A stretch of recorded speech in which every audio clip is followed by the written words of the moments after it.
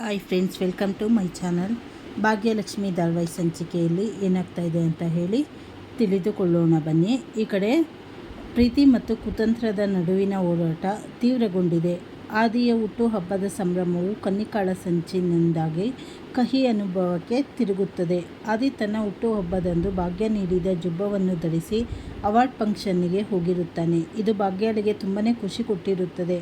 ಆದರೆ ಇದನ್ನು ಸಹಿಸದ ಕನ್ನಿಕಾ ಆದಿ ಮತ್ತು ಭಾಗ್ಯರ ನಡುವೆ ಬಿರುಕು ಮೂಡಿಸಲು ಹೊಂಚು ಹಾಕ್ತಾಳೆ.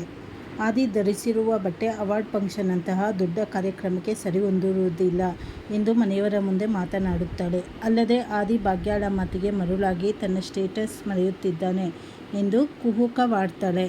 ಈ ಕಡೆ ಆದಿ ವೇದಿಕೆಯ ಮೇಲೆ ಅವಾರ್ಡ್ ಪಡೆಯುವ ಕ್ಷಣದಲ್ಲಿ ಭಾಗ್ಯಳನ್ನು ಅವಮಾನಿಸಲು ಕನ್ನಿಕಾ ಪ್ಲ್ಯಾನ್ ಮಾಡ್ತಾಳೆ.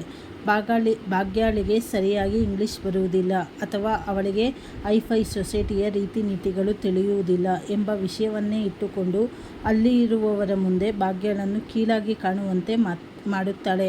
ಆದರೆ ಆದಿ ಮಾತ್ರ ತನ್ನ ಹೆಂಡತಿಯ ಪರವಾಗಿ ನಿಂತು ಅವಳೇ ತನ್ನ ಈ ಯಶಸ್ಸಿನ ಹಿಂದಿರುವ ಶಕ್ತಿ ಎಂದು ಹೆಮ್ಮೆಯಿಂದ ಹೇಳ್ತಾನೆ ಎಂಬುದು ಕುತೂಹಲ ಮೂಡಿಸಿದೆ. ಮತ್ತೊಂದೆಡೆ ಮೀನಾಕ್ಷಿಯ ಮಾನಸಿಕ ಆರೋಗ್ಯ ಕ್ಷಣ ಕ್ಷಣಕ್ಕೂ ಏರುಪೇರಾಗುತ್ತಿದೆ. ಕಾಮತ್ ಅವರು ಮೀನಾಕ್ಷಿಯವರ ಮಾನಸಿಕ ಆರೋಗ್ಯ ಕ್ಷಣಕ್ಕೂ ಏರುಪೇರಾಗುತ್ತಿದೆ. ಕಾಮತ್ ಅವರು ಮೀನಾಕ್ಷಿಯ ಬಗ್ಗೆ ತುಂಬಾ ಚಿಂತಿತರಾಗಿದ್ದಾರೆ. ಆದಿ ಮತ್ತು ಭಾಗ್ಯರ ಖುಷಿಗೆ ಮೀನಾಕ್ಷಿಯ ಸ್ಥಿತಿ ಅಡ್ಡಿಯಾಗಬಾರದು ಎಂದು ಅವರು ಕೆಲವು ವಿಷಯಗಳನ್ನು ಗೌಪ್ಯವಾಗಿ ಇಟ್ಟಿದ್ದಾರೆ. ಆದರೆ ಭಾಗ್ಯಳಿಗೆ ಮೀನಾಕ್ಷಿಯತ್ತೆಯ ವರ್ತನೆಯಲ್ಲಿ ಏನೋ ನಿಗೂಢತೆ ಇದೆ ಎಂಬ ಅನುಮಾನ ಬಲವಾಗುತ್ತಿದೆ. ಅತ್ತೆಯ ಆರೋಗ್ಯದ ಹಿಂದಿರುವ ಈ ರಹಸ್ಯವನ್ನು ಪತ್ತೆ ಹಚ್ಚಲು ಭಾಗ್ಯ ನಿರ್ಧರಿಸುತ್ತಾಳೆ. ಈ ಕಡೆ ಕನ್ನಿಕಾ ಹೂಡಿರುವ ಒಂದೊಂದು ಪಿತೂರಿಯು ಆದಿ ಮತ್ತು ಭಾಗ್ಯರ ನಂಬಿಕೆಯನ್ನು ಪರೀಕ್ಷಿಸುತ್ತಿದೆ.